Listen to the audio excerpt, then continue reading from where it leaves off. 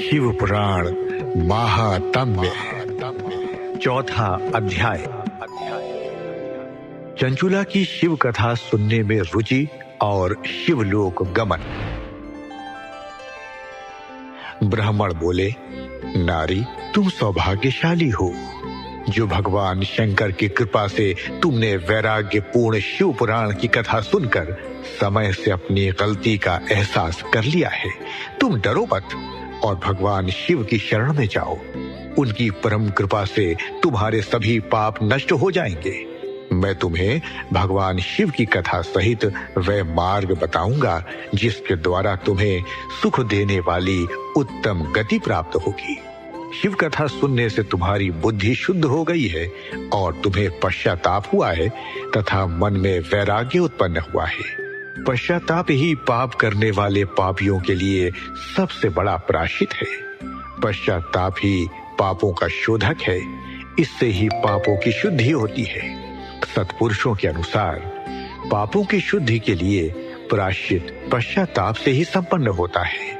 जो मनुष्य अपने कुकर्म के लिए पश्चाताप, परंतु जिसे अपने कुकृत्य पर हार्दिक पश्चाताप होता है, वह अवश्य उत्तम गति का भागीदार होता है। इसमें कोई शक नहीं है। शिव पुराण की कथा सुनने से चित्त की शुद्धि एवं मन निर्मल हो जाता है। शुद्ध चित्त में ही भगवान शिव व पार्वती का वास होता है। वह शुद्धात्मा पुरुष सदा शिव के पद को प्राप्त होता है। इस कथा का श्रवण सभी मनुष्यों के लिए कल्याणकारी है, अतः इसकी आराधना व सेवा करनी चाहिए। यह कथा भवबंधन रूपी रोग का नाश करने वाली है। भगवान शिव की कथा सुनकर हृदय में उसका मनन करना चाहिए। इससे चित्त की शुद्धि होती है। चित्त शुद्धि होने से ज्ञान और वैराग्य के साथ महेश्वर की भक्ति निश्चय ही प्रकट होती है तथा उनके अनुग्रह से दिव्य मुक्ति प्राप्त होती है। जो मनुष्य माया के प्रति आसक्त हैं, वे संसार बंधन से मुक्त नहीं हो पाता। हे ब्राह्मण पत्नी, तुम अन्य विषयों से अपने मन को हटाकर भगवान शंकर की इस परम पावन कथा को सुनो। इससे तुम्हारे चित्त की शुद्धि होगी और तुम्हें मोक्ष की प्राप्ति होगी।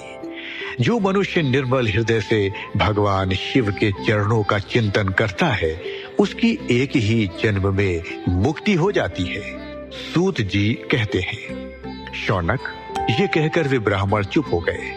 उनका हृदय करुणा से भर गया। वे ध्यान में मग्न हो गए। ब्राह्मण का उक्त उपदेश सुनकर चंचुला के नेत्रों में आनंद के आंसू छलक आए। वे हर्ष भरे हृदय से ब्राह्मण देवता के चरणों में गिर गईं और हाथ जोड़कर बोली, मैं कृतार्थ हो गई। हे ब्राह्मण, शिव भक्तों में श्रेष्ठ स्वामिन आप धन्य हैं। आप परमार्थदर्शी हैं और सदा परोपकार में लगे रहते हैं। साधो, मैं नरक के समुद्र में गिर रही हूँ। कृपा कर मेरा उद्धार कीजिए।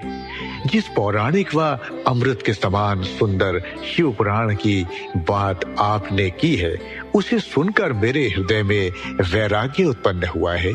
उस अमृतमयी शिव पुराण कथा को सुनने के लिए मेरे मन में बड़ी श्रद्धा हो रही है।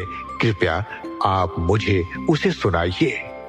सूत जी कहते हैं, शिव पुराण की कथा सुनने की इच्छा मन में लिए हुए चंचुला उन ब्राह्मण देवता की सेवा में वहीं रहने लगी।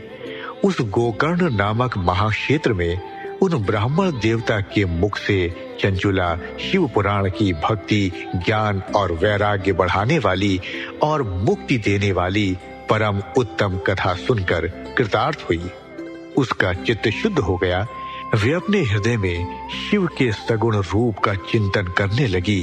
वे सदैव शिव के सच्चिदानंद स्वरूप का स्मरण करती थी। तत्पश्चात अपना समय पूर्ण होने पर चंचुला ने बिना किसी कष्ट के अपना शरीर त्याग दिया। उसे लेने के लिए एक दिव्य विमान वहां पहुंचा। यह विमान शोभा साधनों से सजा था एवं शिवगणों से सुशोभित था। चंचुला विमान से शिवपुरी पहुंची। उसके सारे पाप धुल गए। वे दिव्यांगना हो गई। वे गौरांगी देवी मस्तक पर अर्धचंद्र का मुकुट व अन्य दिव्य आभूषण पहने शिवपुरी पहुंची। त्रिनेत्रधारी महादेव शिव को देखा। सभी देवता उनकी सेवा में भक्ति भाव से उपस्थित थे। उनकी अंग कांति करोड़ों सूर्यों के समान प्रकाशित हो रही थी। 5 मुख और हर मुख में 3-3 नेत्र थे। मस्तक पर अर्धचंद्राकार मुकुट शोभायमान हो रहा था। कंठ में नील चिन्ह था। उनके साथ में देवी गौरी विराजमान थीं, जो विद्युत पुंज के समान प्रकाशित हो रही थी। महादेव जी की कांति कपूर के समान गौर थी। उनके शरीर पर श्वेत वस्त्र थे तथा शरीर श्वेत भस्म से युक्त था। इस प्रकार भगवान शिव के परम उज्जवल रूप के दर्शन कर चंचुला बहुत प्रसन्न हुई। उसने भगवान को बारंबार प्रणाम किया और हाथ जोड़कर प्रेम, आनंद और संतोष से युक्त हो विनीत भाव से खड़ी हो गई। उसके नेत्रों से आनंदाश्रुओं की धारा बहने लगी। भगवान शंकर व भगवती गौरी उमा ने करुणा के साथ सौम्य दृष्टि से देखकर चंचुला को अपने पास बुलाया। गौरी उमा ने उसे प्रेम पूर्वक अपनी सखी बना लिया। चंचुला सुख पूर्वक भगवान शिव के धाम में उमा देवी की सखी के रूप में निवास करने लगी।